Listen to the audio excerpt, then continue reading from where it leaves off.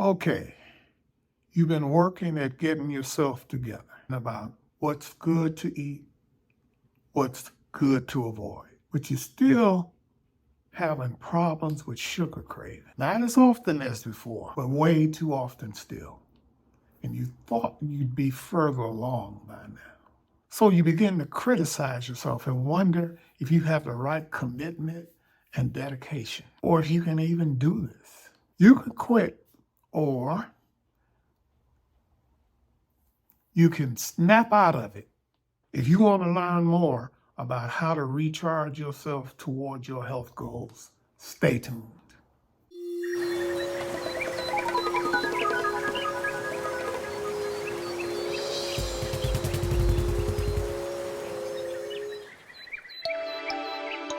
Hello, this is Raymond Edison, MD, the digital doctor, admitting you to this channel where we show you how to take charge of your health. Welcome if it's your first time, and welcome back if you've been here before. So, what's the difference between success and failure?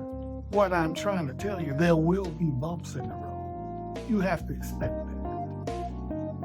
You can't be like the 7-year-old and thought, nothing's bad gonna ever happen.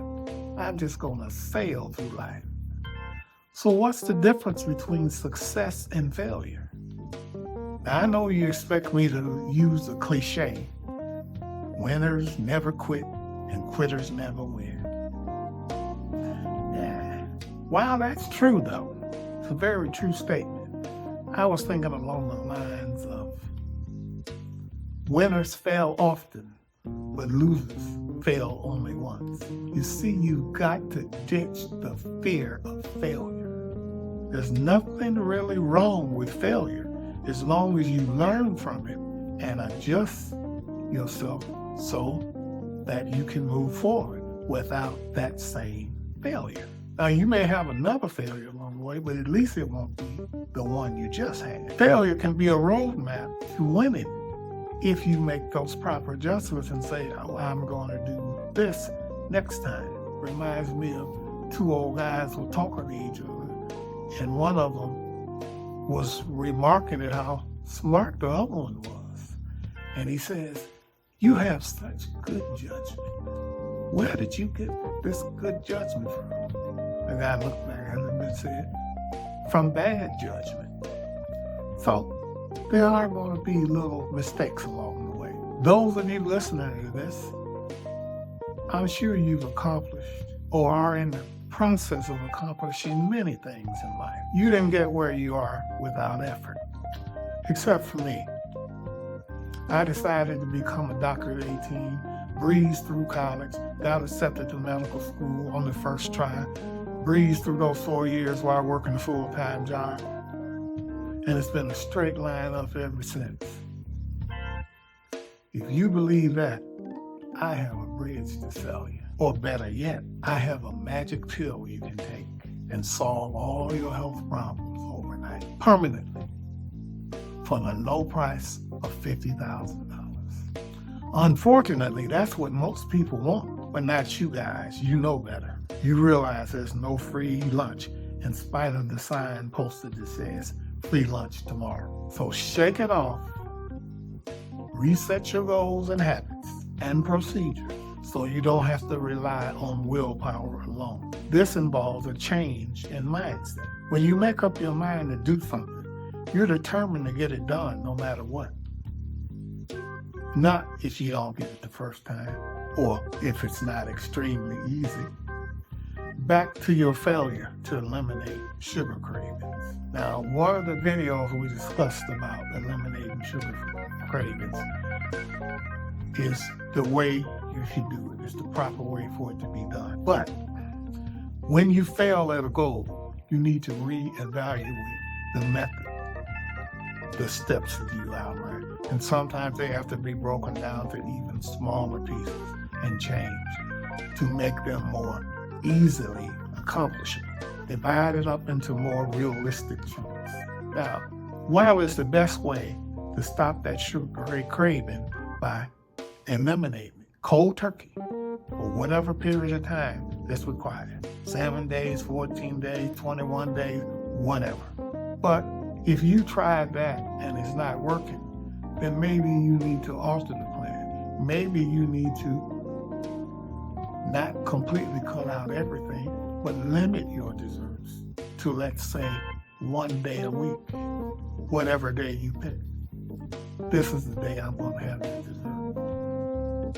And for the next 6 days, or however many you can tolerate, I'm not. Even though you're slowly resetting your taste buds, you are cutting the calories you eat and cutting the amount of sugar, especially if you ate dessert every day or every other day. And you're switching your body to eating for the taste, not the body. But you may say, okay, Doc, you said sugar is an addiction just like cocaine. So do you recommend to people to just slow down on the cocaine? Don't be ridiculous. Cocaine is a deadly drug, be it in powder form or crack. And it can kill you slowly, and it can kill you quickly. Furthermore, these days, with it now being sometimes laced with fentanyl, it can kill you suddenly, instantly. So there's no equivalent danger in those two comparisons.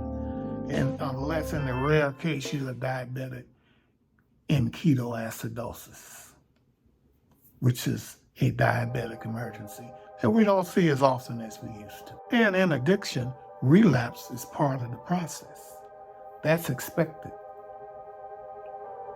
So it's not the end of the world. You just pick yourself up and get back at it. It's good to know that you may fall a few times when you're learning how to skate or ski. So if you fall, you don't let it get you down. You just say, oh, this is the process of learning. Getting on the track to lasting health is the same. If you can't eat like we recommend, you do it whatever way you can. If you have to start with 1 or 2 days that I'm going to eat whole foods, nutrient-dense foods, that's 1 or 2 days that you're not putting the junk in your body, and you are improving. And as long as you don't stay there, as long as you keep progressing, you'll get there. Remember, when the public sees a big success, they invented something, some guy did a good thing with his company and it's increased in value, et cetera, it may appear to be an overnight success because you haven't heard it. But believe me, there are no overnight successes. You just don't know the backstory. Sometimes they don't even tell you the backstory because it's dull, boring, and not sexy. And often it's littered with failures that the person thinks that you may think less of them if you knew about it.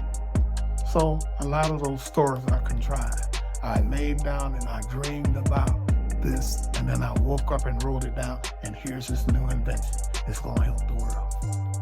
There's no one size fits all in this health business. It requires adjustments so you can tailor things on how they work for you. And that's why it's so important to take action. That's why all of my videos, I emphasize action. You can have the greatest ideas in the world, but if you don't take action, you don't know if they're great or not.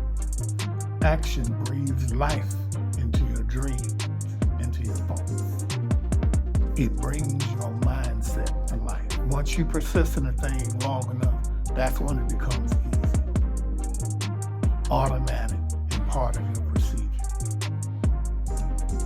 Then you almost forget about any difficulties that you had. Persistence wins the day.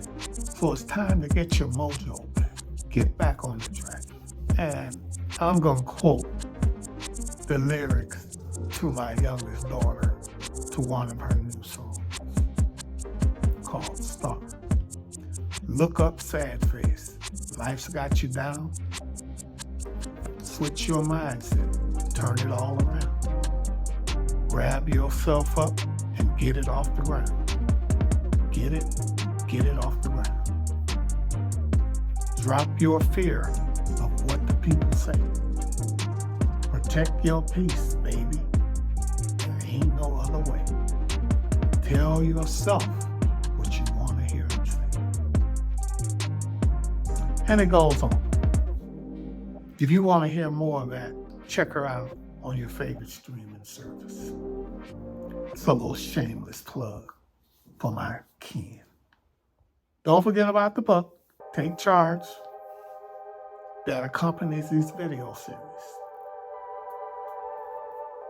And get back out of your setback. See you on the next video. This is Dr. Raymond Edison, the Digital Doctor, signing off. Turn it all around. Grab your self-love, get it off the ground. Get it off the, keep it off the ground. Drop your fear of what the people say. Protect your